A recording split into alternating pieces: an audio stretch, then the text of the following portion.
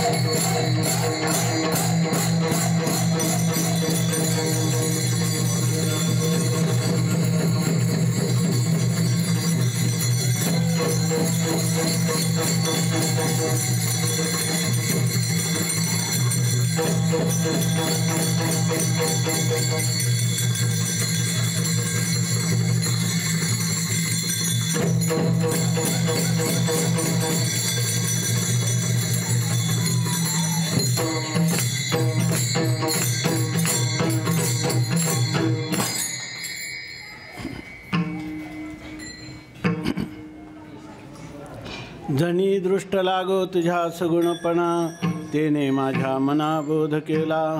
अनंता जन्मीचे विसरलो दुःख, पाहता तुझे मुख पांडुरंगा. योगियांचे ध्यानी ध्याताना तुळसी, तो तू आम्हापाशी मागे पुढे. नामा म्हणे जीवे करीन निंबलोन, नामा म्हणे जीवे करीन निंबलोन. विटे सहित चरण ओवाळीन, अनंता जन्मीचे विसरलो दुःख, पाहता तुझे मुख पांडुरंगा. माझी वाणी तुझे वर्णगुण,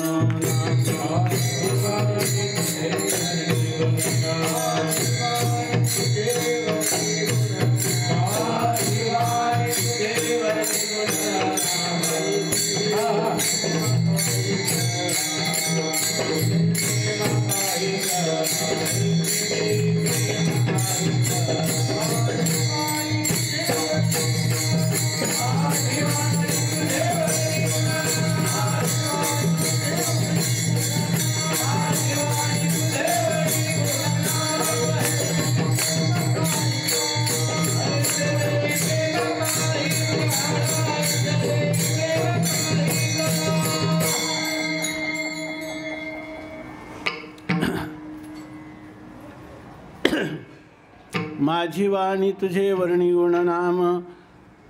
हे ऐशे देई प्रेम काही कळा. पांडुरंगा करू प्रथम नमन, दुसरे चरणा संतांच्या. त्यांच्या कृपादाने कथेचा विस्तारो, बाबाजी सद्गुरू दास तुका. जणी दृष्टी लागो तुझ्या सगुणपणा, तेने माझ्या मना बोध केला. अनंता जन्मीचे विसरलो दुःख, पाहता तुझे मुख पांडुरंगा.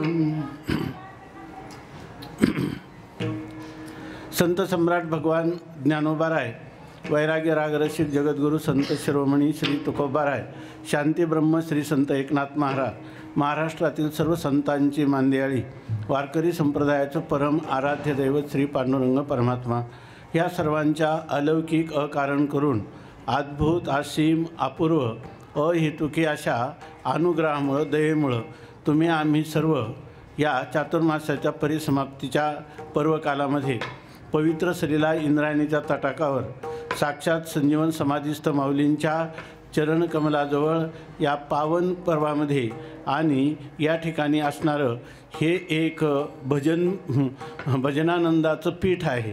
आणि या पीठामध्ये हे याचा महिमा जो आहे तो महिमा असा आहे की हे वायुमंडल जे आहे हे गान कोकिळांनी त्या ठिकाणी नित्य नर्तन केलेलं, गायन केलेलं, आत्मानंद लुटलेलं आणि अशा प्रकारचं हे जे स्थान आहे या ठिकाणी तुम्ही आम्ही जिवंत आहोत आणि याचा आनंद भोगत आहोत म्हणजे ऐकत आहोत असं नाही, भोगत आहोत असं नाही, तर ते पाहत आहोत. विठ्ठल विठ्ठल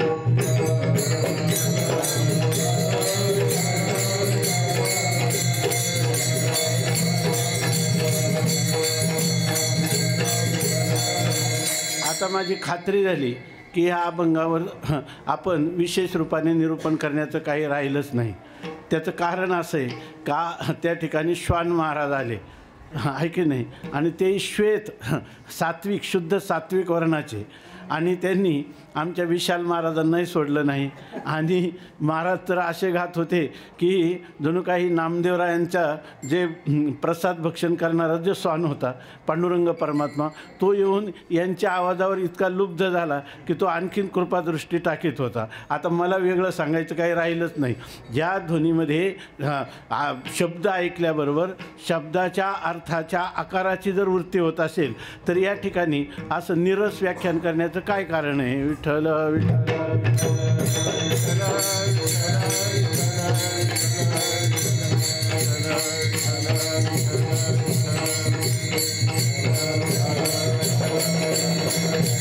जर कोणाला पुनर्जन्माविषयी शंका असेल तर त्यांनी आजच्या कुत्र्याचं बारीकपणाने लक्ष काय करायचं, निरीक्षण करायचं.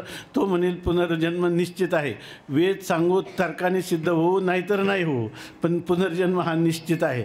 हा कोणी महात्मा का कोणत्या काळात काही जीवनामध्ये वैगुण्य झाला असेल त्याची पूर्तता करण्यासाठी आला, आणि ती पूर्तता आता भगवत सेवेने सुद्धा होणार नाही, ती संतांच्या समागमात होईल म्हणून तो इथं उपस्थित आहे. विठ्ठल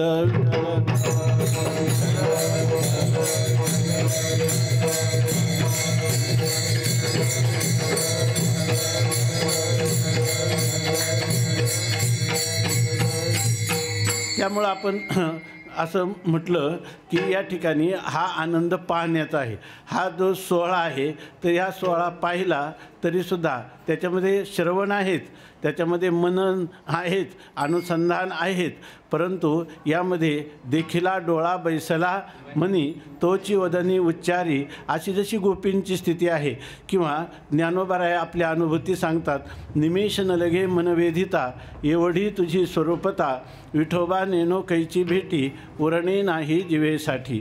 या ठिकाणी बैसला देखिला डोळा आणि बैसला मनी, की अगोदर डोळ्यांनी पाहिला वास्तविक परमात्मा आहे ना, तो परमात्मा मनामध्ये हृदयामध्ये मनोवैज्ञानिकांचं आपल्या आध्यात्मिक असणाऱ्या ऋषीमुनींचं मत आहे की केवळ डोळ्यांनी पाहून परमात्मा हृदयात प्रविष्ट होत नाही.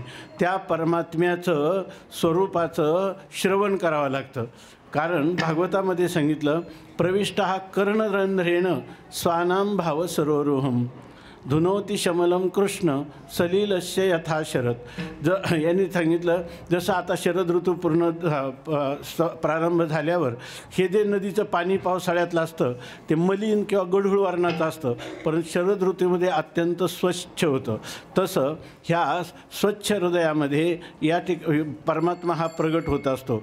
पण तो स्वच्छ हृदयामध्ये प्रगट होण्यासाठी साधना कोणती आहे तर कानाच्या बिळातून तो परमात्मा हृदयामध्ये प्रविष्ट होत असतो, डोळ्यातून होत नाही. पण तुकाराम महाराजांचं जर वेदाचं खरं मनोगत सांगणारं, मनोविज्ञानापेक्षाही प्रमाणभूत असणारं अशी तुकोबारायांची जी अनुभूती आहे, चौ वेदांचे केलेसे विवरण अर्थही गहन करोनिया, त्याच्यामध्ये उलट तुकाराम महाराज म्हणतात की डोळे कान त्याचे ठाई पायी मन राहोय, त्याच्या डोळ्याला प्राधान्य दिलेलं आहे आणि कानाला नंतर सांगितलेलं आहे. म्हणून या ठिकाणी इतर ठिकाणी तशी गोष्ट आहे व्यवहारामध्ये, पण परमार्थामध्ये परमात्म्याचं स्वरूपच इतकं सुंदर आहे की त्या परमात्म्याचं गुणवर्णन, लीला संकीर्तन, स्वरूप संकीर्तन, नाम संकीर्तन या सर्वांच्या मध्ये ही जी साधनं आहेत ती कोणती आहेत की या ठिकाणी श्रवणाच्या द्वारा परमात्मा हृदयामध्ये प्रविष्ट होतो. परंतु तो असा आहे की तो परमात्मा जर दृष्टीनं आपण पाहिला तर पाहिलिया वेद लावी आणि बैसे जीवी जडोनी, त्याला केवळ पाहिलं तरी आता लोक बघा काकडा पाहण्यासाठी रात्र रात्र जागतात आणि काकडा पाहतात का तर त्या भगवंताचं मुख जे आहे त्या काकडा माझ्या विठोबा कृष्ण सभागिया त्या चराचर मोहरले तुझी मूर्ती पाहावया, सगळं पाहणंच आहे. याचा अर्थ जर आपले जे काही भगवंताने दिलेले नेत्र आहेत किंवा चक्षुरेंद्रिय आहे, या चक्षुरेंद्रियाने जर परमात्म्याचंच केवळ दर्शन केलं, परमार्थाच्या नखांगुष्ठापासून तो त्याच्या शिखापर्यंत जर त्या परमात्म्याचं स्मरण करण्याचा अभ्यास केला, तर जगातील असणारी ही बिभत्स पश्वादी योनीला घालणारी, अनर्थात लोटणारी, पापकृत्यामध्ये प्रवृत्त करणारी अशी कोणतेही दृश्य त्याच्या वृत्तीवरच येणार नाही, यासाठी तर परमात्मा सगुण साकार रूपाला प्राप्त झालेला आहे. अशा परमात्म्याच्या केवळ आपण त्याचं काहीच केलं नाही, त्या परमात्म्याचं आपण त्याचे असणारे घोटे, त्याचे तळवे, त्याची नखं, त्याचे गुडघे, त्याच्या पोटऱ्या, त्याच्या मांड्या, याप्रमाणे त्याचं उदर, सगळ्याला आपण म्हणतो ना भगवंताचं वक्षस्थल आहे, तर त्याला एक कमलाचीच उपमा दिली आहे. उदरालाही नाभीलाही कमलाचीच उपमा दिलेली आहे. पायालाही पदकमल असं म्हणतात, हातालासुद्धा करकमल, नेत्र कमल असं म्हणतात. अशा प्रकारचा असणारा हा परमात्मा आहे. याचं सर्वच काही मधुर आहे. जे मधुराष्टक लिहिणारे वल्लभाचार्य ते तर म्हणतात की अधरम मधुरम वदनम मधुरम नयनम मधुरम हसितम मधुरम गमनम मधुरम मधुराधिपते अखिलम मधुरम. देवाचं कोणतंही जरी तुम्ही पाहायला लागले, त्याचे केवळ ओठ पाहिले, त्याची नासिका पाहिली, त्याचे नेत्र पाहिले, मस्तक, त्याचे कुरळे केस, त्याची मान, त्याची हनवटी, त्याची हाताचे बोटं, मनगट, कोपर, खांदे, कोणत्याही परमात्म्याचं हे सर्व दिव्य आहे. मधुराधिपते रखिलम मधुरम. अशा प्रकारच्या ह्या परमात्म्याचं जर दर्शन केलं की बैसे जीवी जडोनी, आणि एकदा हृदयात गेला की तोच परमात्मा जो आहे, नाम स्मरता हरी रिगे हृदया माझारी तेने धाके अभ्यंतरी हो लागे पुरी हृदय शुद्धी, असं त्या परमात्म्याचं रूप आहे. रूपी जडले लोचन पायी स्थिरावले मन. रूपात जर त्याचे आपले अंतकरणासहित असणाऱ्या जे ह्या नेत्रेंद्रियाचं सहाय्य केलेली जी वृत्ती आहे, ती वृत्ती जर परमात्म्याला डोळे भरून पाहिल तर सर्व इंद्रिय जी आहेत ना त्यांच्यामध्ये भांडण लागतं. माझ्या इंद्रियांशी लागले भांडण म्हणतील कान रसना द्याली. आपोआप डोळ्यांनी पाहिलं की त्या ठिकाणी बरं त्याला वेळ लागत नाही. आणि जसा एखाद्या गुहेमध्ये 100 वर्षाचा अंधकार असला आणि सूर्य जर त्या गुहेत गेला तर तो अंधकार जायला 100 वर्ष लागत नाही, 1 मिनिटसुद्धा लागत नाही. इतकंच नाही तर तो अंधकार त्या सूर्याला पाहायलासुद्धा राहत नाही. अशा प्रकारची स्थिती आहे. तसा कितीही पापी महापातकी जरी असला तरी भगवंताचं रूप पाहिलं की तेव्हा भगवंताचं नामस्मरण केलं तर त्या भगवंतानी असं नाम, असं रूप, असं लीला किंवा असं दर्शन भक्तासाठी उपलब्ध केलेलं आहे की त्या क्षणी तुका म्हणे महापातकी पतित होती जीवनमुक्त हेळा मात्रे. अशा प्रकारचं त्या परमात्म्याचं नाम आहे, त्याचं रूप आहे. असा जो परमात्मा आहे त्या परमात्म्याची सेवा जर आपण त्याचं दर्शन जर केलं तर आपल्याला त्याच्या दर्शनापासून होणारी सर्व फलश्रुती की हे सर्व सगुण साकाराचं भजन आहे. परंतु ह्या परमात्मा जो आहे त्या परमात्म्याला पाहिलं की जगातल्या सगळ्या विषयांच्या आसक्तीपूर्ण असणाऱ्या ज्या कुवासना आहेत त्या वासनासहित त्या सगळ्या अंतःकरणवृत्ती भगवत स्वरूपाच्या ठिकाणी आकर्षित झाल्यामुळं त्याला जगातल्या सर्व पातकाचा नाश होतो आणि होती जीवनमुक्त हेळा मात्रे. भगवंताचं दर्शन झालं की त्या ठिकाणी त्याच्या महापातकांचा देखील नाश होतो आणि तो येची देही याची डोळा जीवनमुक्तीचं विलक्षण सुख भोगतो. आणि ते सुद्धा वृक्ष सुख नाही, केवळ मी ब्रह्म आहे, जगन मिथ्या आहे, एवढ्या जे काही तत्त्वज्ञानाच्या प्रांतामध्ये ज्या सुखाची उपलब्धी होते, ज्या तत्त्वज्ञानाचा प्रांत आहे निर्गुण निर्विकार असंग उदासीन ब्रह्माचा. आणि हा जे निर्गुण निराकार ब्रह्म आहे ते भक्त कल्याणासाठी जेव्हा सगुण साकार होतं तेव्हा सर्वांची मनं आकर्षित करण्यासाठी. आणि या ठिकाणी सांगितलं की हा जो परमात्मा आहे तो परमात्मा येणं सांगितलं, आपल्या कुंती मातेनं सांगितलं की हा परमात्मा आकारालाच मुळात का येतो, तर तिनं सांगितलं तथा परमहंसानां मुनीनां चामलात्मनां भक्तियोग विधानार्थम कथम पश्येम ही स्त्रिया. आपल्या भारतवर्षातील भारतीय संस्कृतीतील एक नारीरत्न असणारी कुंती ती कुंती सांगते की देवा तू ह्या आकाराला कसा येतो.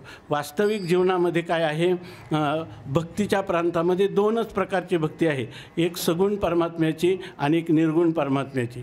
त्याच्यामध्ये कोणतं कमी आहे आणि कोणतं श्रेष्ठ आहे, कोणतं कनिष्ठ आहे असा खरा भागच नाही. कारण श्रुतीमाता सांगते की द्वावेव ब्रह्मणो रूपे, ब्रह्माची दोन रूपं आहे. काय, मूर्तंच अमूर्तंच. एक मूर्त रूप आहे. ते जे लोक अत्यंत भावुक अंतकरणाचे आहेत की परमात्म्याचं नाम, परमात्म्याचं रूप, परमात्म्याची लीला नुसती कानावर पडली किंवा दृष्टीला आली की त्यांचं देहभान जातं, त्यांची वृत्ती त्या ठिकाणी द्रवीभूत होते, पगळते आणि तिच्यामध्ये हा परमात्मा जो आहे तो लाखेचा जसा, लाखेमध्ये केलेला जसा शिक्का तसा तो परमात्मा त्या ठिकाणी ठसावला जातो.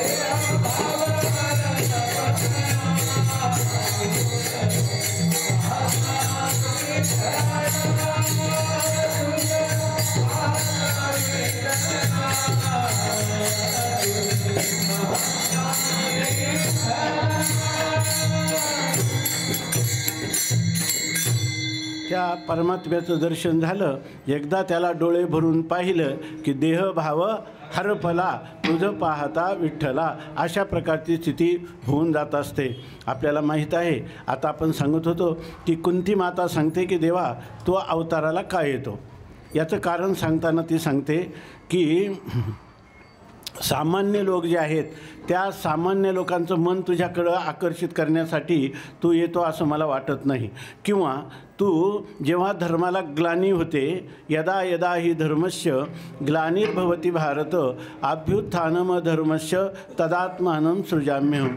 तू गीतेमध्ये सांगितलं परमात्मन की जेव्हा धर्माला ग्लानी येते, अधर्म वाढू लागतो, तेव्हा मी अवतार धारण करतो, असं तुझं अवताराचं प्रयोजन सांगितलं. दुसरं काय सांगितलं की परित्राणाय साधूनां विनाशाय च दुष्कृतां धर्मसंस्थापनार्थाय संभवामी युगे युगे.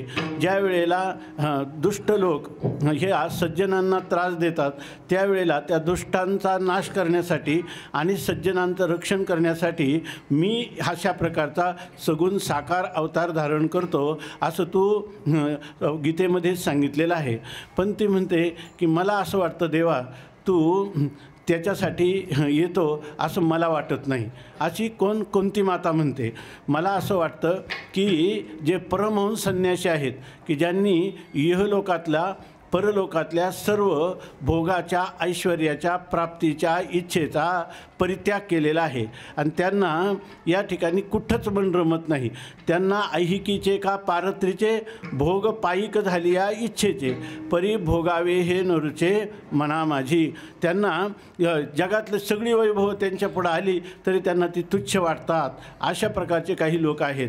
आणि तथा परमहंसानां मुनीनां चामलात्मनां किंवा शुकासारखे जे मुनी आहेत ते मुनी जेव्हा आईच्या उदरातून बाहेर आल्यानंतर पुन्हा ह्या संसार जाळात अटकू नये, आपल्याला आपलं तत्त्वचिंतन करता यावं म्हणून त्या ठिकाणी ते ब्राह्मणाचे पोरे खेलाशी भ्याले, ते 12 वर्षे लपाले रे, कापत कापत बाहेर आले, ते नागवेची पळून गेले रे. ज्यावेळेला व्यासमुनी त्यांच्या पाठीमागं धावतात, हे शुक हे शुक तू थांब, माझा मुलगा आहे असं समजतात. परंतु तो जो महान बोधाला प्राप्त झालेला आहे, ब्रह्मरूप आत्मस्वरूपाच्या ठिकाणी त्याची वृत्ती लीन झालेली आहे, त्यावेळेला तो आपल्या मोहिमेत चाललेला आहे, जंगलाच्या दिशेने चाललेला आहे. मेरू पर्वताच्या जंगलाच्या दिशेने जात असताना तरवाह यम प्रव्रजंत मनुपेत मपेत कृत्यम द्वैपायनो विरह कातर आजुहाव पुत्रेति तन्मयतया तरवोभिनेदुस्तम सर्वभूतहृदयम मुनिमानतोस्मी. असं त्याचं वर्णन केलं आहे की या ठिकाणी सर्व संगपरित्याग करून जात असता, त्याला उपनयन संस्कारसुद्धा झालं नाही, असा तो शुकमुनी चालत असताना त्या ब्रह्मभावामध्ये त्याला हे वडील आहेत ते आपल्याला हाक मारत आहेत असं सुद्धा वाटलं नाही. परंतु त्यावेळेला त्याच्या हाकेला प्रतिसाद कोणी दिला? तरवाहा अभिनेदू. तर वृक्षवल्ली जे आहेत ते म्हणायला लागले की ओ. याचा अर्थ जो आत्मभावाला ब्रह्मभावाला सर्व व्यापक भावाला असा प्राप्त झालेले शुकमुनी आहेत. त्यांना कितीही प्रयत्न केला पाठीमागं धावले तर ते सापडले नाहीत. जाऊन या तेने साधिली समाधी, कुठं मेरुगिरी पाठारी शुक गेला आणि तिथं त्यांनी निर्विकल्प समाधीमध्ये राहिले. आले का पाठीमागं? आले नाही. तेव्हा कुंती माता म्हणते की हे देवा, मला असं वाटतं की असे जे शुकाचार्यांसारखे परमहंस संन्यासी असतील, परमहंसानाम मुनीनाम किंवा शुकमुनींसारखे जे असतील, आमलात्मनाम, ज्यांचं अंतकरण इतकं शुद्ध झालं आहे का जगातलं स्वर्गातलं सगळं ऐश्वर त्यांच्या पायापुढं स्वतः अनुकूल होऊन लोळण घेऊ लागलं तरी जे त्याच्याकडे ढुंकूनसुद्धा पाहत नाही. हे आपल्यापुढं काय हे भोग आलेत, ह्या भोगावे हे नरूचे मना माझी, असे जे लोक आहेत त्यांना जगातलं कोणतंही वैभव दाखवा, त्यांना त्याच्याकडं आकर्षित होत नाही. तेव्हा मला असं वाटतं, ते म्हणते असे जे लोक आहेत ते कधीच भक्ती करत नाही. आपल्याकडं ह्या भक्ती शास्त्रामध्ये साधारणपणे आता सांगितल्याप्रमाणे 2 प्रकारच्या उपासना आहेत. उपासना भक्ती, एक निर्गुणाची आणि एक सगुणाची. त्याच्यामध्ये काही लोक म्हणतात की सगुण श्रेष्ठ आहे, काही म्हणतात निर्गुण श्रेष्ठ आहे, तर काही म्हणतात की तसं नाही, प्रथम सगुणाची भक्ती केली की मग मनुष्य निर्गुण भक्तीचा अधिकारी होतो आणि त्याच्यानंतर त्याला निर्गुणाचं ज्ञानाचा अधिकारी होतो आणि त्याला आत्मज्ञान होऊन तो मुक्त होतो, असं याचं स्पष्टीकरण केलं जातं. गोरोबा काका सांगतात की निर्गुणाचे भेटी आलो, गोरोबा काकांचं हे ना प्रमाण, निर्गुणाचे भेटी आलो सगुणासंगे, सगुण भगवंताची पूजा केली आणि मग आम्ही निर्गुण परमात्म्याकडं आलो आणि निर्गुण परमात्म्याकडे येऊन केवळ निर्गुण उपासना केली. त्याचं फल आम्ही काय केलं तर निर्गुणाचं ज्ञान पण आम्हाला प्राप्त झालं. कारण काय आहे की निर्गुणाचं ज्ञान प्राप्त झालं आणि त्यामुळं आम्हाला सगुण, निर्गुण आणि गुणाचे अगुण असं आम्हाला स्थिती प्राप्त झाली असं सांगतात. मग असे जे पुरुष आहेत त्यामध्ये त्यांनी सांगितलं की सद्गुण आणि निर्गुण यांच्यामध्ये साध्य साधन भाव आहे असं सांगितलं. परंतु आणि दोघांचीही जी परिणती आहे ते निर्गुणाच्या ज्ञानात होते असं सांगितलं. आणि निर्गुणाचं एकदा ज्ञान झालं की त्या पुरुषाला जीवनमुक्त असं म्हणतात. हा त्याचा शेवटचा जन्म असतो. यापुढं त्याचा अध्यात्म जीवनातला प्रवास संपला. बीज भाजूनी केली लाही, आम्हा जन्म मरण नाही. बरं, मग उरल्या जीवनात तो काय करतो तर त्याच्यामध्ये जसं त्याचं प्रारब्ध असतं तशा प्रकाराने तो भोगतो. त्याला ज्ञान झाल्यामुळं त्याचा संचित कर्म दग्ध होऊन जातं, जळून भस्मसात होतं. त्यांनी कोणत्याही क्रिया केल्या पाप किंवा पुण्यात्मक तरीसुद्धा त्याचा असंग तो बोध असल्यामुळं त्याला कोणत्याही प्रकारचं हे पाप किंवा पुण्याचा स्पर्श होत नाही. आणि त्यानंतर हे प्रारब्ध कर्म जे आहे ते प्रारब्ध कर्म तो भोगून संपवतो आणि मग त्याला परत जन्माला येण्यासाठी त्याचे प्राण इथून ह्या शरीरातून निघाल्यानंतर लोकांतराला जात नाही, ते इहैव समविलीयन्ते, ते ह्या ब्रह्मस्वरूपातच लीन होतात आणि तो विदेह कैवल्याला प्राप्त होतो असं शास्त्राचं मनोगत आहे. अर्थात शास्त्राचं दुसरं मनोगत आता जे आपण चिंतन करतो, जे आपल्या संत वाङ्मयामध्ये सर्वात ज्याला श्रेष्ठता संपादन केली आहे त्याच्यामध्ये उरलेलं जे जीवन आहे, तुम्ही तुकाराम महाराज म्हणतात की हे सगळं जरी झालं तर ज्ञान जरी झालं तर एक स्थिती अशी आहे की तुकाराम महाराज म्हणतात आधी होता वाघ्या, काय मग त्याचा झाला पाग्या आणि त्याचा येळकोट राहीना आणि मूळ स्वभाव जाईना. अगोदर वाघ्या होता, नंतर तो एखाद्या घोड्याच्या शाळेमध्ये अश्वशाळेमध्ये लागला, तिथं घोड्याची सेवा करायला लागला आणि नंतर कधी कधी त्याला लहर व्हायची. घोड्याचा खरारा करताना किंवा मोकळा असला का तो काय म्हणायचा, जय मल्हार. कारण तो अगोदर कोण होता, वाघ्याच होता. त्यामुळं त्याला मल्हारीची वारी, माझ्या मल्हारीची वारी असं वाटायचं. तसं या ठिकाणी आपण आयुष्यभर केलेली जी उपासना आहे त्या उपासनेमुळं या ठिकाणी आपल्याला तत्त्वज्ञान झालेलं आहे. जगद्गुरू तुकाराम महाराजांचा अभंग आहे काय, पावा वया पावा, सुरुवात त्याची काय, पावा यज्ञभूतांच्या पाळना भेदकार्य कारण पावावया उपासना ब्रह्मस्थानी प्रस्थान. ब्रह्मस्थानी पावावया उपासना प्रस्थान. ब्रह्मस्वरूपात लीन होण्याच्या अगोदर त्यांनी अनंत जन्मात केलेली उपासना, प्रेमलक्षणात्मक केलेली भक्ती, ही भक्ती त्याला ब्रह्मस्वरूपाच्या ठिकाणी स्थिर करते. परंतु त्याच्या अनंत जन्माचे असणारे भक्तीचे जे संस्कार आहे ते संस्कार मात्र जात नाही आणि त्याचे नाही गेले, राहिले काय आणि गेले काय. ज्याचे हे संस्कार जात नाहीत म्हणजे ज्ञानोत्तर प्रेमलक्षणात्मक भक्ती ज्याच्या जीवनामध्ये राहते, तर त्याचा जो विदेह कैवल्याला प्राप्त करून देणारा मोठा प्रतिबंध आहे तो म्हणजे मनाचा संकल्प विकल्प. आणि त्याला म्हणतात की मनात संकल्प विकल्पात्मक जे मन आहे ते मनुष्याला कुठं ना कुठं या ठिकाणी प्रवृत्त करीत राहतं आणि त्याच्या अंतःकरणात अनंत जन्माच्या वासना राहतात. तेव्हा त्याच्यासाठी मनोनाश आणि वासनाक्षय करणं हे अत्यंत आवश्यक आहे. आणि त्याचं साधन कोणतं असेल तर ही ज्ञानलक्षणात्मक भक्ती. ही भक्ती आम्ही करू. तुकोबाराय म्हणतात, भक्ती भाग्य सीमा साधीन पुरुषार्थ ब्रह्मीचा जो अर्थ निज ठेवा. या ठिकाणी आम्ही असं करू. ही जे भक्ती आहे ज्ञान झाल्यानंतर ज्ञानोत्तर प्रेमलक्षणात्मक केवळ उरले उपाधी कारणे तेत्वा विचिले दर्शने, या प्रकारची जी भक्ती आहे ही भक्ती अशी आहे की ही भक्ती ज्ञानलक्षणात्मक भक्ती मनोनाश वासनाक्षय तर करतेच, पण जीवनमुक्तीचं विलक्षण सुख जे ज्ञानी पुरुषांना मिळत नाही. त्यामुळं तुकाराम महाराज म्हणतात, धन्य म्हणवीन इहलोकी लोका भाग्य आम्ही तुका देखीला. अगदी वैकुंठ गमनाच्या वेळेला तुकोबाराय हे प्रतिज्ञेने सांगतात की घोटवीन लाळ ब्रह्मज्ञाने हाती. ब्रह्मज्ञानी पुरुष आहे ना ते सुद्धा माझ्या ऐश्वर्याकडं, ह्या आध्यात्मिक ऐश्वर्याकडं पाहतील, ह्या भक्तिसुखाकडं पाहतील तर ते सुद्धा लाळ घोटतील. ते सुद्धा अशा प्रकारचं भक्तिप्रेम प्राप्त व्हावा यासाठी लालायित होतील असं सांगतात. आणि घोटवीन लाळ ब्रह्मज्ञाने हाती आणि मुक्त आत्मस्थिती सांडविनं. जे कोणी योगी पुरुष आहेत किंवा जीवनमुक्त पुरुष आहेत, परंतु जीवनमुक्तीच्या विलक्षण सुखाला त्या ठिकाणी ते परान्मुख झालेले आहेत किंवा त्या ठिकाणी पारखे झालेले आहेत, तर त्यांनासुद्धा लाळ घोटायला लावेल. आणि मुक्त पुरुष म्हणतील की आम्हाला जरी निर्विकल्प समाधीचा आनंद भेटला, मनोनाश आणि वासनाक्षयाचे उपाय योग साधनातही आहेत, पण योग साधन करून जरी मनोनाशक्षय किंवा वासनाक्षय झाला तर भक्तिसुखाचा जो आनंद आहे त्याचा तो एक लेशसुद्धा नाही.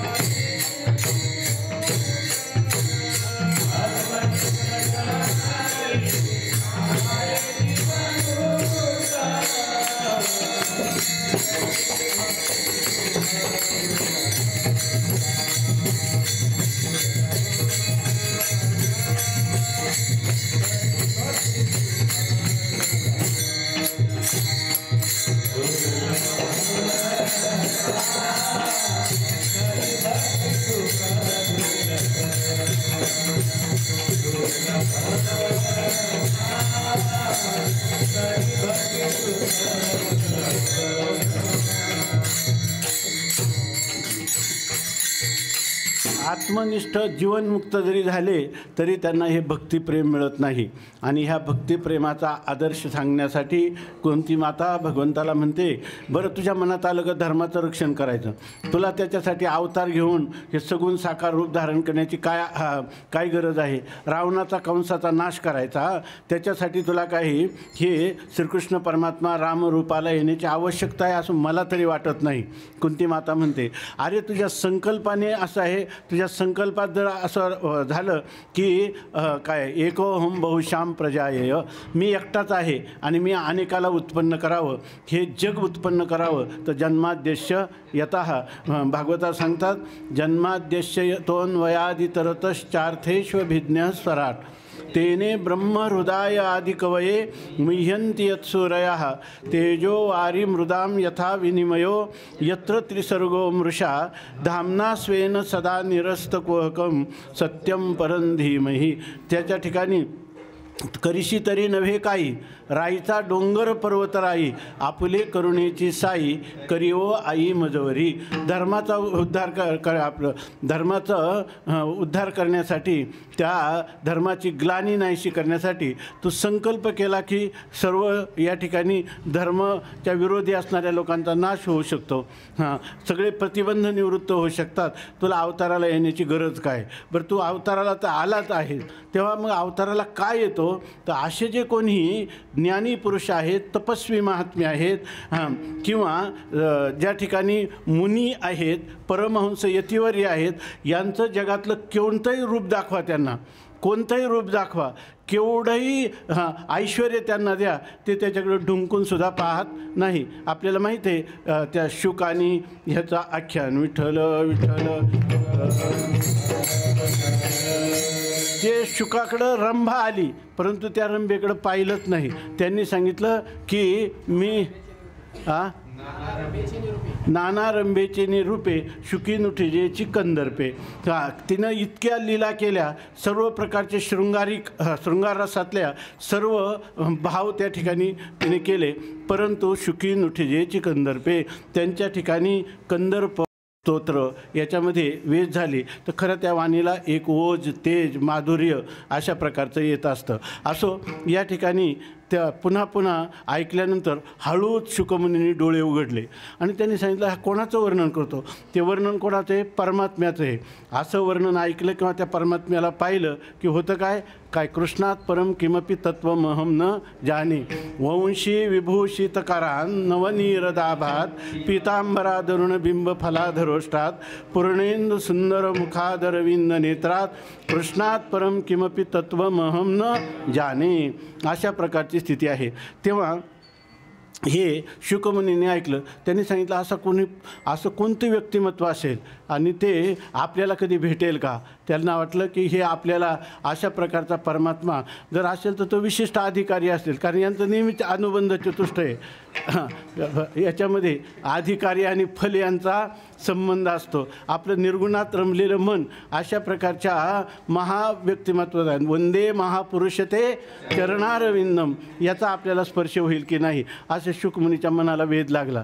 दुसऱ्या दिवशी ज्या वेळेला समिधा आणण्यासाठी व्यास शिष्य गेले त्यावेळेला ते तिथे गेल्यानंतर दुसरा श्लोक घोकत होते.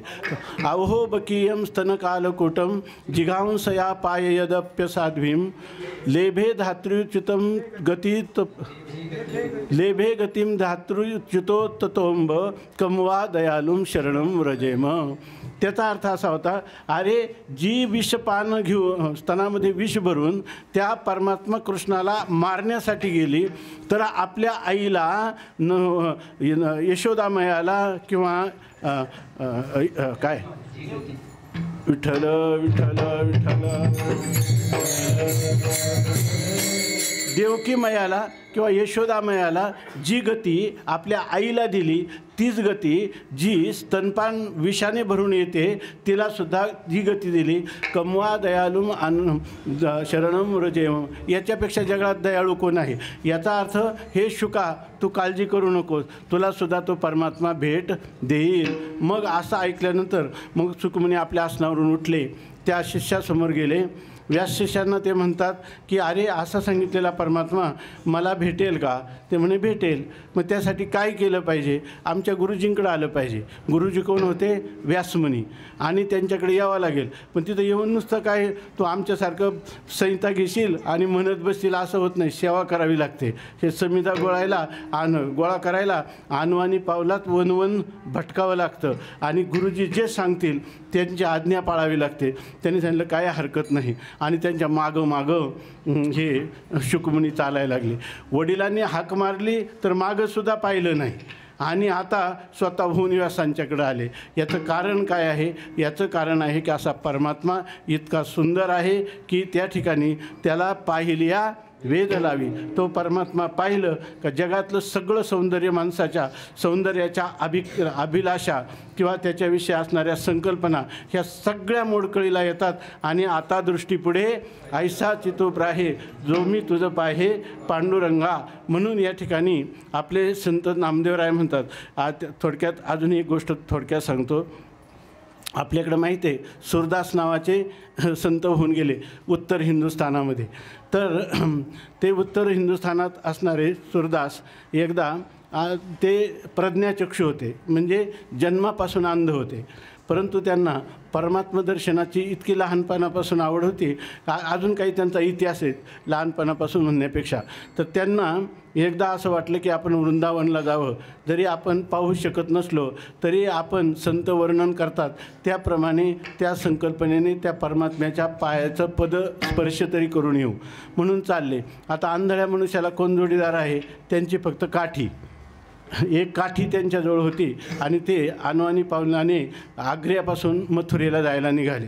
आणि त्या यमुनामयाच्या कडेने ते चालू लागले. तर जाता जाता तिथे एक कडा लागला आणि त्या कड्यावरून ते कड्याच्या जवळ आले.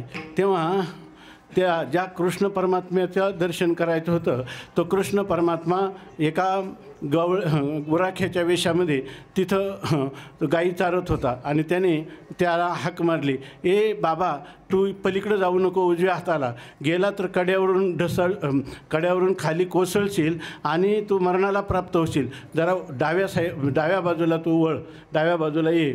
असं म्हटल्यावर ते सूरदास आणखीन उजव्या बाजूला जायला लागले.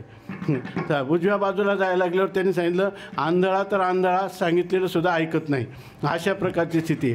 असं म्हटल्यावर ते आणखीन जायला लागले. तेव्हा तो गुराखी धावत गेला आणि त्यांनी त्यांचा डावा हात पकडला आणि ओढून घेतलं. अरे आता तू ह्या खाईमध्ये पडला असता, दरीमध्ये पडला असता असं म्हणून आणलं आणि त्यांना हात धरून त्या ठिकाणी मार्गाला लावायला लावलं. त्यावेळेला त्यांनी सांगितलं आता तुम्ही सरळ जा असं म्हणून भगवंतांनी त्याचा हात पकडला. तर हळूच हात सोडला आणि आता सांगितलं आता सरळ दिशेने पाऊल वाटेने जा, यमुना माईच्या पात्रात जाशील म्हणून उजव्या बाजूला जाऊ नको.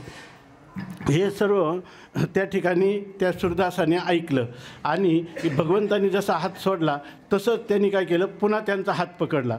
पण त्या ठिकाणी सूरदासाने हात पकडल्यावर भगवंताने हात झटकला पुन्हा. कारण त्यांनी सांगितलं तुला मार्ग दाखवला, तू तुझ्या मार्गाने जा, मी इथं मला माझ्या गायी राखायच्यात. परंतु त्या ठिकाणी त्यांनी लगेच श्लोक केला, हस्तम उत्क्षिप्य यातोशी, माझ्या हाताला झटका देऊन चाललाय का. परंतु या ठिकाणी भगवंतांनी काय केलं की त्याच्यावर कृपादृष्टी टाकली आणि त्याला चतुर्भुज स्वरूपात दर्शन दिलं कृष्ण परमात्म्याने. हात झटकला, त्यांनी पाहायला लागला. त्यांनी सांगितलं हाताला सोडून काय जातो, हस्तम उत्क्षिप्य या दिवशी बलाद अद्भुतम किम काय पौरुषम किंब अद्भुतम. एका आंधळ्याच्या हाताला झटका देऊन तू जातो, त्याच्यात काय तुझं मोठं बल आहे. अरे हृदयातून जाऊन दाखव. हृदयात यदि निर्यासी गणयामी पौरुषंते. जर तू माझ्या हृदयातून निघून गेला तर मी तुला पुरुषार्थी म्हणेन. आणि असं त्यांनी पाहिलं. मग आता सांगितलं, आता हे जे सूरदास होते त्या सूरदासाने भगवंताची जी छबी आहे किंवा जी रूपमाधुरी आहे ते पाहिलं डोळे भरून. आयुष्यात आत्तापर्यंत रूपविषय पाहिलाच नव्हता आणि आज रूपविषय पाहिला तर त्या जगातल्या सगळ्या रूपातलं श्रेष्ठ रूप, सगळं सौंदर्याचं माधुर्याचं खान हसणारा भंडार असणारं त्या परमात्म्याचं रूप जेव्हा त्यांनी पाहिलं त्यावेळेला तो इतका त्याच्याकडं आकर्षित झाला. तेव्हा भगवंतानी काय केलं, त्याला सांगितलं की आता तुला डोळे पण दिले, आता तू वृंदावनला जा आणि सरळ जा, तू कुठं पडणार नाही, कुठं अडखळणार नाही. त्यांनी सांगितलं नाही नाही मला माझं काही मागणं आहे. त्यांनी सांगितलं काय मागायचं तुला, मला पुन्हा आंधळा कर. त्यांनी सांगितलं आंधळा कशासाठी करायचं तुला. तर त्यांनी सांगितलं ज्या डोळ्यानं तुझ्या ह्या रूपमाधुरीचं मी अवलोकन केलं त्या डोळ्याने हे असणारे, अनित्य असणारे, मिथ्या असणारे, परतंत्र करणारे, दोष दूषित असणाऱ्या ह्या विषयाला, व्यक्तींना, पदार्थांना मी कशाला पाहू. विठ्ठल विठ्ठल.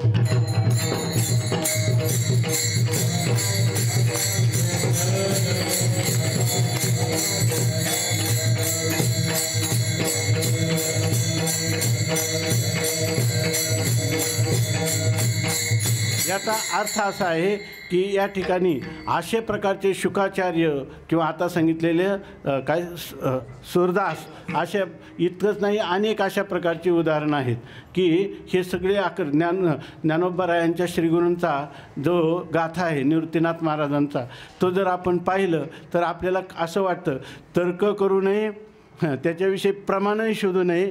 निवृत्तीनाथ महाराजांनी केलं त्याप्रमाणे ज्ञानोत्तर भक्ती हे आपल्या जीवनाचं लक्ष ठेवावं आणि त्याच्यात सरळ उडी मारावी. तोच पंचम पुरुषार्थ आहे. विठ्ठल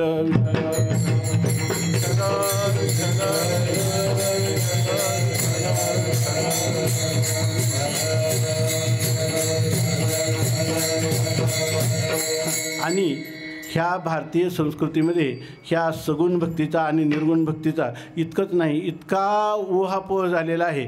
कोणी एक श्रेष्ठ आहे, एक कनिष्ठ आहे म्हणतात, कोणी दोघांचा समन्वय असं म्हणतात. समन्वयाच्या भाषेत ज्ञानोबाराय म्हणतात तुझं सगुण म्हणू की निर्गुण रे, सगुण निर्गुण एक.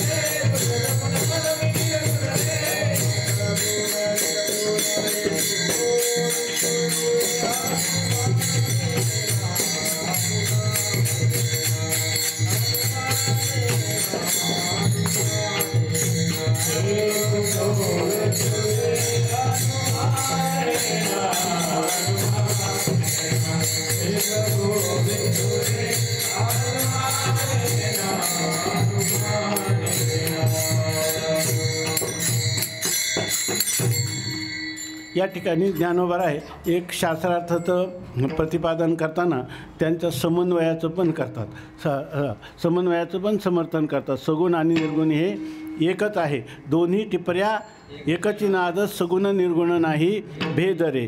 आता तरीसुद्धा हा वाद अनादिकालापासून चालत आलेला आहे, सगुण श्रेष्ठ की निर्गुण श्रेष्ठ.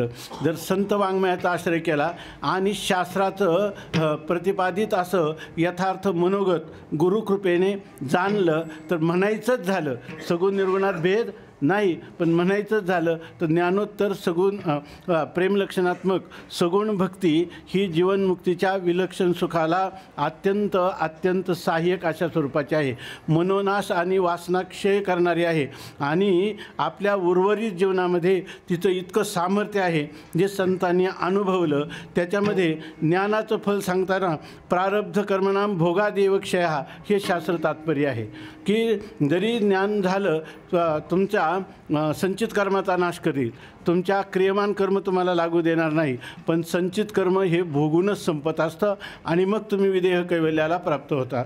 आता इथं ह्या भक्तीचा महिमा असा आहे की ज्ञानोत्तर प्रेमलक्षणात्मक भक्ती जी आहे तिचा महिमा असा आहे की ती प्रारब्ध क्रियमान भक्ता संचित नाही जाण, अवघा देवची झाला पाही भरोनिया अंतर्बाही. एका जनार्दनी भोग प्रारब्धाचा हरिकृपे त्याचा नाश आहे. म्हणजे याच्यानंतर जे प्रारब्ध तुम्ही म्हणत असता, वास्तविक काय आहे, अज्ञानी जनबोधार्थम प्रारब्ध मुक्तिवे श्रुती. अज्ञानी लोकांची समजूत काढण्यासाठी, डोळे पुसण्यासाठी प्रारब्ध पुढं केलेलं आहे. परंतु हे प्रारब्ध जेव्हा आपली वृत्ती आपल्या इष्टाच्या आकारात रमते आणि नकळे दिवस की राती अखंड लागली शे ज्योती आनंद लहरीची गती वर्णोमी किती तया सुखा, या ठिकाणी अशी जेव्हा स्थिती होते की रात्र न कळे दिवस न कळे अंगी खेळे दैवत हे, ह्या स्थितीमध्ये प्रारब्ध आणि काय प्रारब्ध किंवा संचित किंवा क्रियमान किंवा मूळ कर्म हा जो प्रकार आहे, हा प्रकारच भक्ताच्या लक्षात नसतो. म्हणून आज सकाळीच गेलं चिंतन, सांख्ये कृतांते प्रोक्तानी. कृतांते, कृत म्हणजे कर्म, कर्माचा ज्याचा अंत झाला असं जे सांख्य आहे, म्हणजे असं जे वेदांत आहे, त्या वेदांताने जे सांगितलेलं आहे, त्या वेदांताला वेदांताने हे सांगितलेलं आहे, हा झाला तत्त्वज्ञानाचा प्रांत. पण या ठिकाणी तुकोबारायांची ही जी अनुभूती आहे, ज्ञानोबारायांची ही जी अनुभूती आहे, नामदेवरायांची जी अनुभूती आहे, ती अनुभूती पाहून या ठिकाणी भगवानसुद्धा काय वैकुंठाहून खाली येऊन त्यांच्या संगतीत राहण्याची इच्छा करतो. एवढं मोठं या ज्ञानोत्तर प्रेमलक्षणात्मक भक्तीचं सामर्थ्य आहे. आणि त्या सामर्थ्याचं वर्णन करण्याने अनेक ग्रंथ जे आहेत त्या ग्रंथांना किंवा त्या ग्रंथकर्त्यांना आपल्या जीवनाची कृतकृत्यता वाटते. विठ्ठल विठ्ठल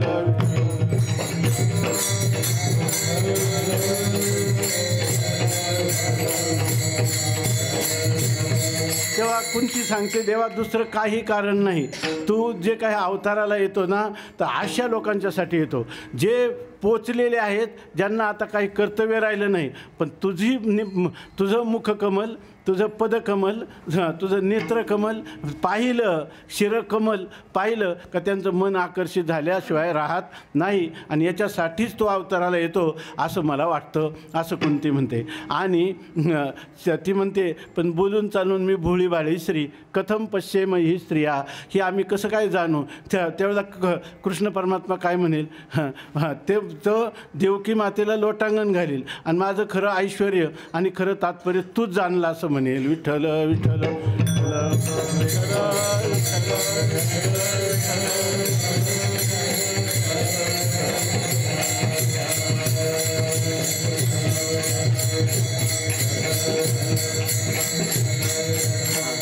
आणि हे सगळं नामदेवरायांनी अनुभवलेलं आहे.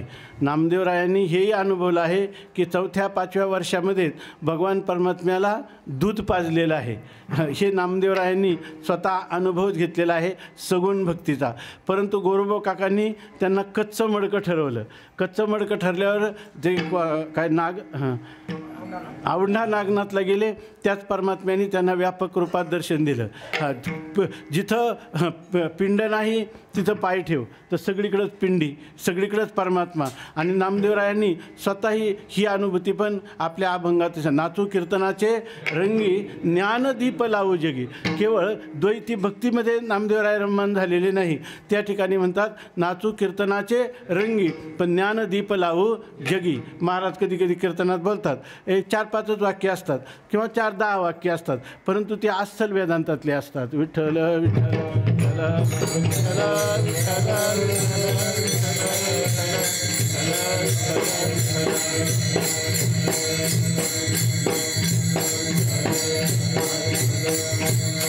तुम्ही म्हणाल अस्सल वेदांत दुसरा एखादा आहे का, काही खोटा वेदांत आहे की नाही. शब्दप्रयोग करता येत नाही म्हणून उन्या चुकीचा हा शब्दप्रयोग आहे. विठ्ठल विठ्ठल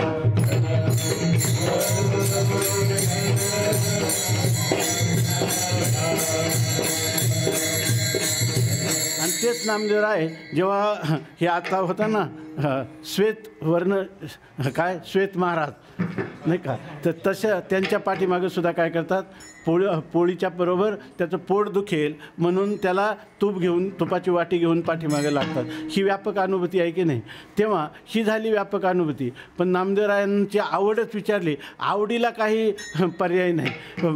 मनुष्य हे का करतो ते का करतो, तर शेवटचं उत्तर आहे आवड. आहे आवड काय आहे, आवडच आहे. आवड असते तिला या ठिकाणी हेतुमत भाव किंवा कार्यकारण भाव काही सांगता येत नसतो, तिलाच म्हणतात आवड. विठ्ठल विठ्ठल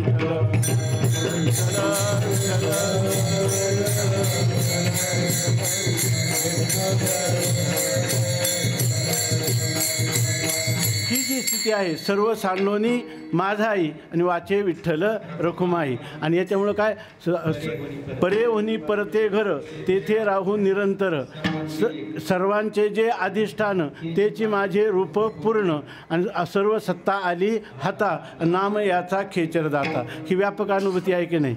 असं असलं तरी नामदेवराय फार सावध आहेत. नामदेवराय म्हणतात की भगवान म्हणतात तुम्हाला काय पाहिजे. मला काहीच नाही. कदाचित माझ्या अंतकरणाने मध्ये माझी अनुभूती आहे की मी सगुणाचं प्रेम होतं. आता ते माझं निर्गुणाचं ज्ञानामध्ये पर्यवसित झालेलं आहे आणि उपाधी शरीर तर उरलेली आहे. त्या अशा वेळेला कदाचित मी ह्या ज्ञानलक्षणात्मक भक्तीमध्येच रंगून जाईल. सोहम अहम सहा. पण मला तसं करू नको. म्हणून म्हणतात जणी कदाचित तो असं करशील किंवा माझे पूर्वसंस्कार त्या प्रकारचे उद्भूत होतील किंवा माझी मान्यता परिवर्तित होऊ शकते. परंतु देवा तो असं कर की मला हे जे माझ्या जीवनामध्ये मला हे काय अभंग आहे आपलं तर त्या तुझ्या सगुण रूपाला दृष्ट लागेल असं माझ्या जीवनात कधीही होऊ नये हे अभंगाच्या प्रथम चरणात सांगितले.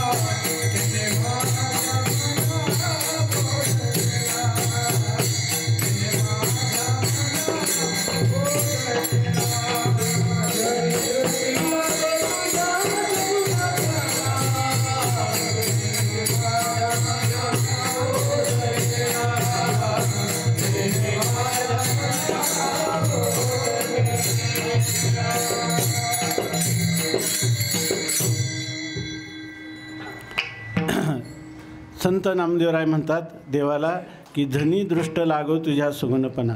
तुझ्या सगुणपणाला कधी दृष्ट लागणार नाही, पण कदाचित लागण्याची वेळ आली तरी ती कधीही माझ्याकडून होऊ नये. हा अपराध माझ्याकडून कधीही होऊ नये.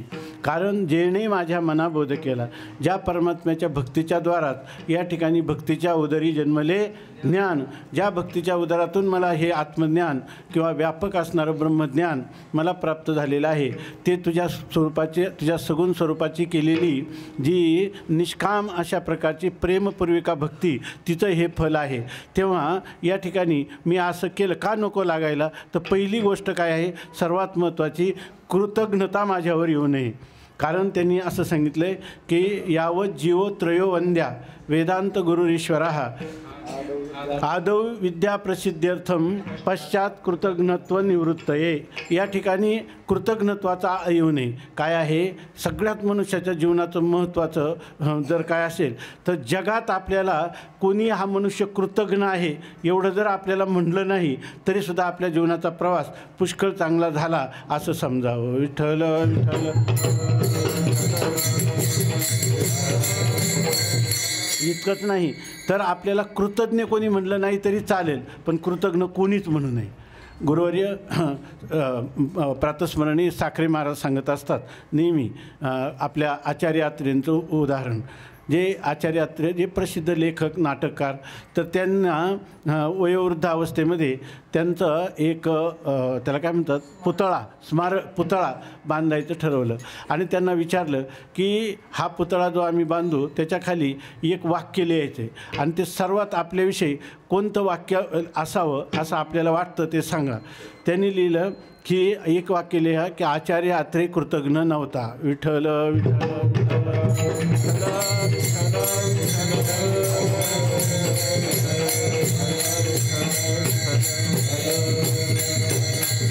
म्हणून नामदेवराय म्हणतात की धनी दृष्ट लागो तुझ्या सगुणपणा, जेने माझ्या मना बोध केला.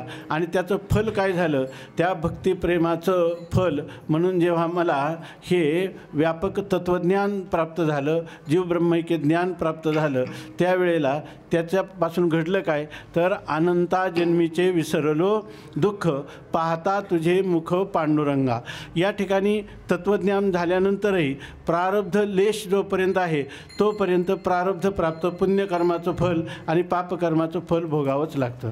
परंतु त्यानंतर मी जेव्हा माझ्या जीवनामध्ये ज्ञानोत्तर प्रेमलक्षणात्मक भक्तीला आलंबन केलं आणि भगवंताची भक्ती करू लागलो, तेव्हा पाहता तुझे मुख पांडुरंगा, तुझ्या मुखाचं अवलोकन केलं की जे वृत्ती जी आहे ती वृत्ती माझी आनंदाची अभिव्यक्ती त्या वृत्तीमध्ये होऊ लागली. का, पाहता तुझे मुख पांडुरंगा. आणि हे भाग्य जे आहे, तर काही लोक योगाची साधना करतात. योगाशिष्टासारख्या वेदांत ग्रंथामध्ये जीवनमुक्तीच्या विलक्षण सुखासाठी अर्थात तत्त्वज्ञानोत्तर मनोनाश आणि वासनाक्षय यांनी आपलं जीवन परिपूर्ण व्हायचं असेल तर योगाची साधनं सांगितलेलं आहेत.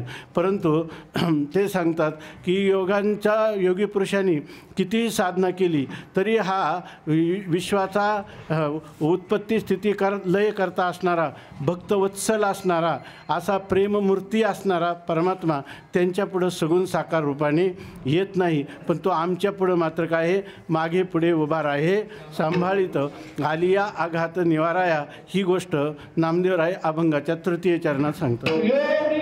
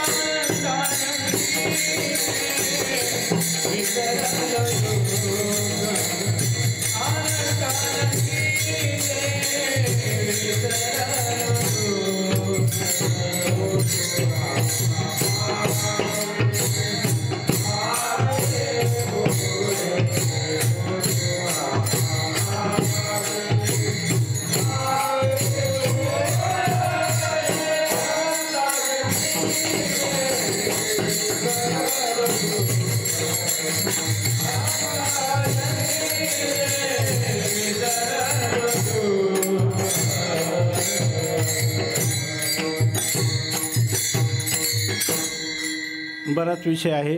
आणि जरी एखाद्याने वेदांताचं चिंतन केलं, वेदांत अंगावर बांधण्याचा प्रयत्न केला, तरी प्रसंगी जेव्हा त्याला दुःखाला सामोरं जावं लागतं तेव्हा तो स्वतःला सावरू शकत नाही, अशी स्थिती दिसते. पण भक्त जीवनामध्ये मात्र असं कधीही दिसत नाही.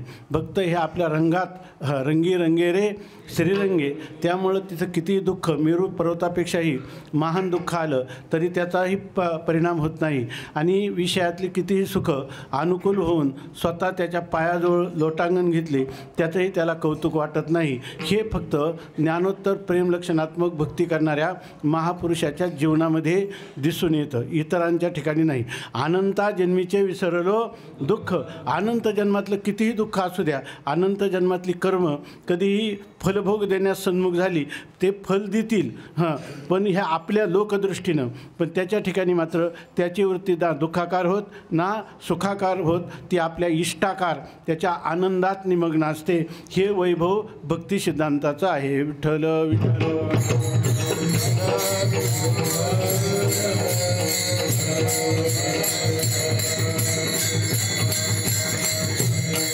ज्ञानी पुरुषाला जेव्हा अंतर्मुख होतो तेव्हा होत नाहीत, परंतु जेव्हा तो बहिर्मुख असतो किंवा व्यवहाराचा काल प्राप्त होतो तेव्हाही त्याला सुखदुःख झाल्याशिवाय राहत नाही.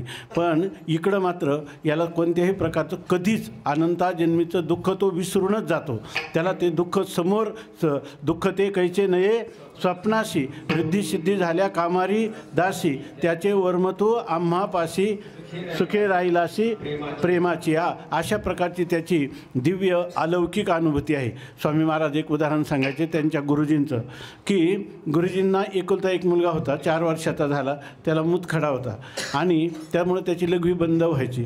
पाठाला निघाले तर त्याची लघवी थोडी थोडी टिप टिप अशी होत होती आणि डोळ्यात पाणी आणून पत्नीनं सांगितलं की ह्याला फार त्रास होतो. ठीक आहे, तुम्ही पाठाला निघालात का? ते म्हणे हो मी पाठाला जातो. इथं फार त्याला त्रास होतो.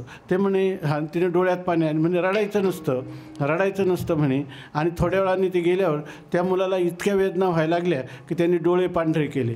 ती रडत रडत त्यांच्याकडे गेली आणि पाठामध्ये म्हटली की त्याने आता डोळे पांढरे केले. म्हणजे तो रडते का? तो काय मेला का अजून? म्हणे रडते कशाला? हां, त्यामुळे ती परत गेली. थोड्या वेळाने त्याचे प्राण जे आहेत ते प्राण शरीराला निघून गेले. थोडक्यात तो गतप्राण झाला, मृत्यूला प्राप्त झाला. मग ती रडत रडतच आली आणि तिने सांगितलं आता गेला, आता त्याला कुठं पाहू? ते म्हणे मग रडते कशाला? म्हणे मग आता रडायचं तरी केव्हा? कधीच रडायचं नसतं. विठ्ठल विठ्ठल.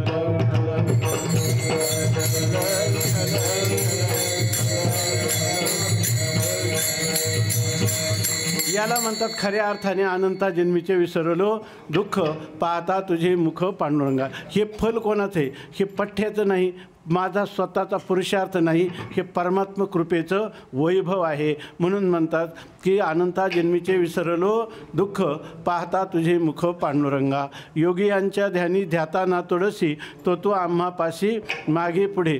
तेव्हा आता माझ्या जीवभावाचं जे जे काही तुम्हाला ह्या देहामध्ये सामग्री दिलेली आहेत, ह्या सगळ्या सामग्रीचा उपयोग काय तुझ्यासाठी व्हावा. काय तू नको जाऊ देऊ भंगा, काय अभंगाची सुरुवात, कथेची सामग्री देह अवसानावरी नको जाऊ देऊ भंगा. गात्रे माझी पांडुरंगा, आयुष्य करी उणे परिमजा आवडो कीर्तन, तुका म्हणे हानी या वेगळी मना नानी. आता जे काही राहिलेलं उरले उपाधी कारणे, ते त्वा वेचिले दर्शने. असंच नामदेवराय म्हणतात की आता मी माझ्या जीवभावाचं निंबलोन तुझ्यावरून मीठ मोहरीप्रमाणे ओवाळून टाकील. नामा म्हणे जीवे करीन निंबलोन. आणि या ठिकाणी नामदेवराय ध्वन्यर्थाने गूढार्थाने अत्यंत सिद्धांताचा अविरोधी अविवाद्य अशा प्रकारचं विधान करतात. नामा म्हणे जीवे करीन निंबोलन, जीवभावाने मी यांना निंबोलन करील आणि विटेसहित चरण ओवाळीन. अर्थ कसा आहे माहीत नाही, पण असं चिंतन करायला हरकत नाही. काय विटेसहित चरण, विट हे काय अधिष्ठान आहे ज्याच्यावर परमात्मा उभा आहे. तसा सच्चिदानंद रूप असणारं ब्रह्म त्याच्यावर त्या अधिष्ठानावरच असणारा परमात्मा आहे. आनंद अद्वय नित्य निरामय जे का निज ध्येय योगियांचे ते हे समचरण साजिरे विटेवरी पहा भीमा तेरी विठ्ठल रूप. किंवा ज्ञानोबाराय सांगतात सत्य ज्ञानानंत गगनाचे प्रावरण नाही रूपवर्ण गुण जेथे तो हरी श्रीहरी पाहिला डोळे भरी पाहता पाणी दुरी सारोनिया. ज्ञानदेव म्हणे ज्योतीची निज ज्योती तेही उभी मूर्ती विटेवरी. हीच गोष्ट सांगतात की जिवे निंबलोन उतरीन आणि नामा म्हणे जिवे करीन निंबलोन विटेसहित चरण ओवाळीन. विटेसहित म्हणजे मी जरी ह्या परमात्म्याच्या सगुण साकुरा रूपावर भाळलेलो असलो, त्याच्यावर माझं प्रेम असलं, तरी अधिष्ठान निर्गुणाचा विसर मला कधीच पडलेला नाही. ती जी आहे दिसतो हा तैसा नोहे सर्व दिशा व्यापक ह्या अनुभूतीसहित विटेसहित चरण ओवाळीन असा अर्थ केला तर काय हरकत नाही ना. अनंता जन्मीचे विसरलो दुःख पाहता तुझे मुख पांडुरंगा. विठोबा रखुमाई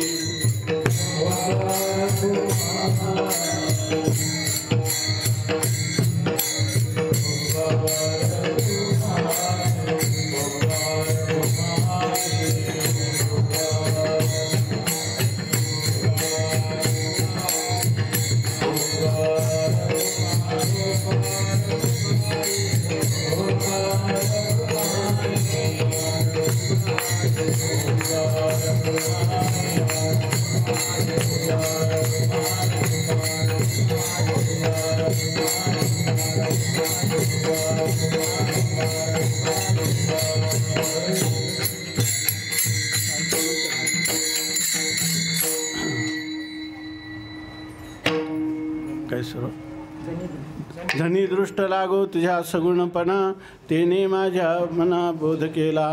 अनंता जन्मीचे विसरलो दुःख पाहता तुझे मुख पांडुरंगा. या ठिकाणी हे अलंकापूर क्षेत्र आहे. पवित्र श्रीला इंद्राणीचा तटाक आहे. साक्षात संजीवन समाधीस्थ माऊली आहे.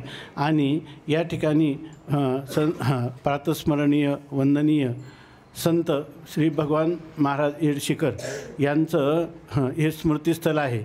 आणि ते साकार करताना त्यांचंच मूर्तिमंत असणारं रूप आपल्यासमोर आहे. ते आदर्श म्हणून या ठिकाणी हरिभक्तपरायण बंधुवर्य हनुमंत महाराजांचं आहे. तेव्हा या ठिकाणी ही जी सेवा आपण केली, आता वारीमध्ये आम्हाला जेव्हा जेव्हा करता येणं शक्य झाले त्या सगळ्या सेवा थोड्या प्रमाणात करण्याचा प्रयत्न केला. पण इथली जी गोष्ट आहे हे वेगळं आहे. हे पीठ जे आहे हे तत्त्वज्ञानोत्तर प्रेम लक्षणात्मक भक्तीचं पीठ आहे. म्हणून किमान तसा अभंग आपल्यापुढं वाचून दाखवावा म्हणून वाचून दाखवला. याचा अर्थ ह्या अभंगाचं चिंतन त्याच्या अर्थाच्या गाभाऱ्यात आपल्याला त्याच्या अर्थाच्या गाभाऱ्यात आपल्याला प्रवेश करता येईल असं नाही. परंतु आजच्या ह्या कराल विक्राल कलिकालामध्ये आणि शब्दज्ञानामध्ये किंवा अनेक प्रकारच्या सकामतेमध्ये रममाण झालेलं जे काही लोक आहेत, तर त्यामध्ये चावलं का त्याच्यामध्ये रममाण झालेले लोक आहेत. त्यांना एक आदर्शभूत व्यक्तिमत्व म्हणून या ठिकाणी गुरुवर्य हनुमंत महाराज हे आपल्याला डोळ्याने पाहायला मिळतात.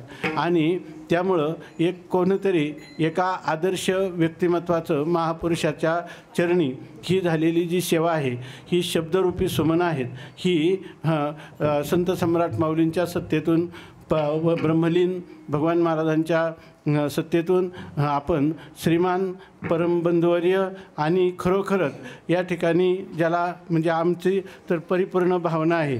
आम्ही त्यांना ज्याला अनेक गोष्टी सांगत असतो त्या आम्ही सांगतो भौतिक दृष्टीनं प्रकृतीला जपा वगैरे अशा, पण ते आमच्या बापाचं सुद्धा ऐकत नाही.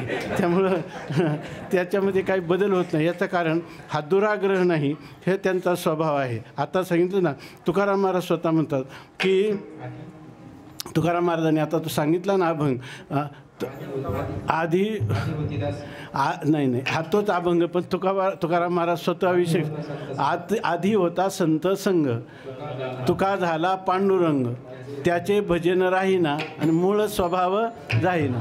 तुकाराम महाराज म्हणतात आधी संत संगतीमध्ये भजन करीत होतो, भजनामध्ये त्या भजनाचंच पर्यवसान श्रवण मनन निधिध्यासन तत्वम पदार्थ शोधन अंतरंग साधना झालं आणि मी ब्रह्मरूप आहे असा बुद्धीचा निश्चय झाला. पण निश्चय झाल्यानंतर उरलेल्या आयुष्याचं काय, तर तुका झाला पांडुरंग.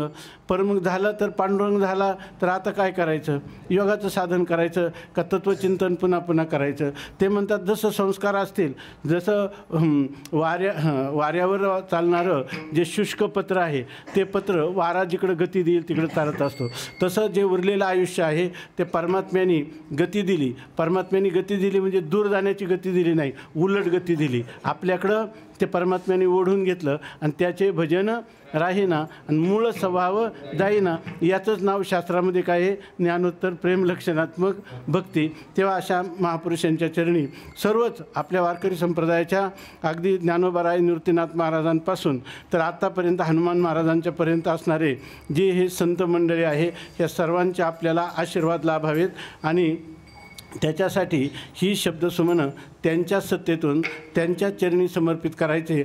आणि आम्हाला एक दिवस हा जो अभंग आहे हा आमच्या जीवनाचा स्थायी भाव व्हावा, जनी दृष्ट लागो तुझ्या सगुणपणा अशी मागणी करून या ठिकाणी आजच्या चिंतनाला विराम देऊ.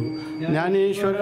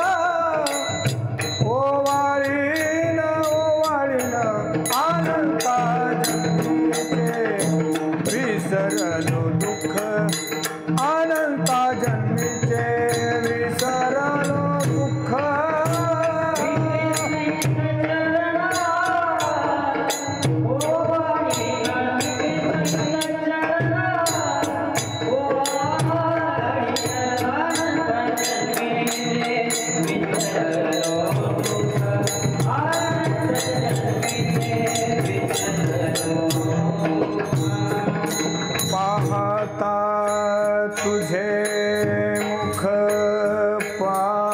पांडुरंगा पाहता तुझे मुख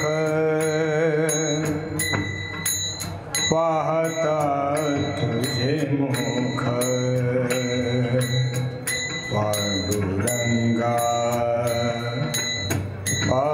पांडुरंगा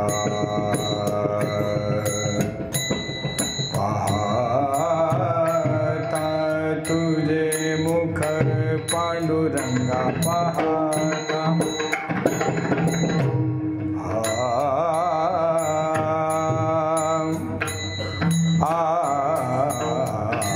पाहता तुझे मुख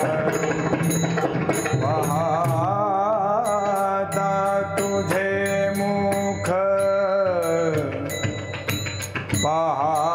पाहता तुझे मुख तुझे मुख तुझे मुख तुझे मुख पांडुरंगा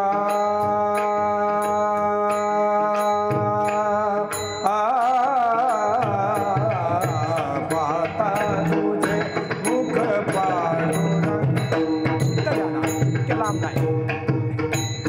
पाहता पाहता तुझे मुख पाहता पाहता पाहता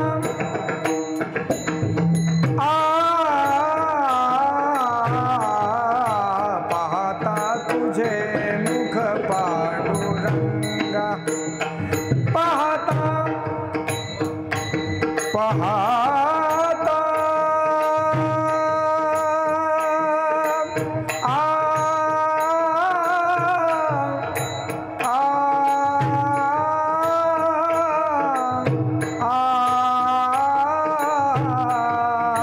पाहता तुझे मुख पांडुरंगा पांडुरंगा पांडुरंगा पाहता पाहता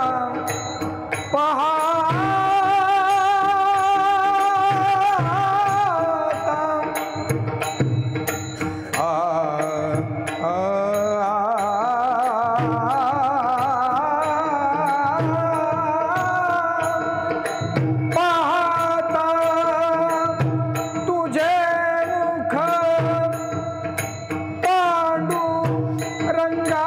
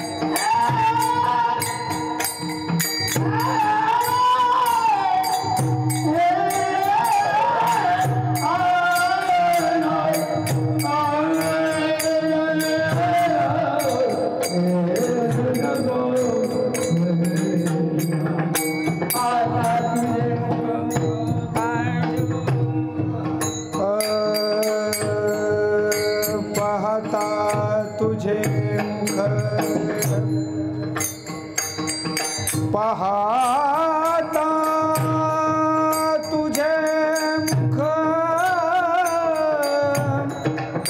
पांडुरंगा पाहता तुझे मुख पांडुरंगा अनंत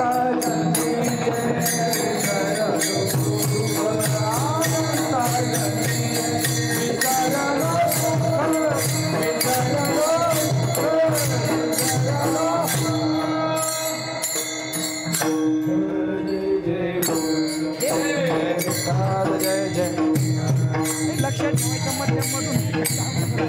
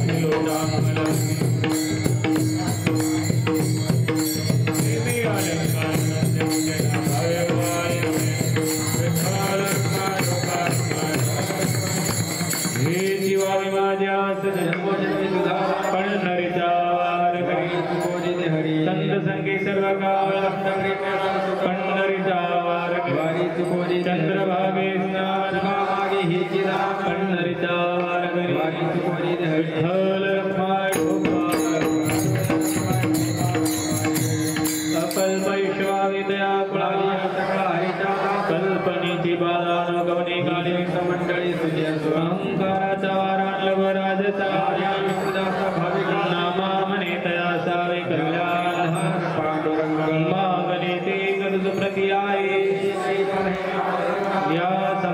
मागसी निर्वेद तुझे नाही न मागे तुका म्हणे आता उदार तू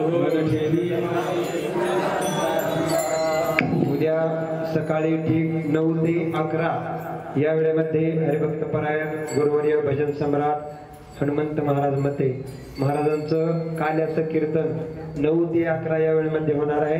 तरी सर्वांनी कीर्तनासाठी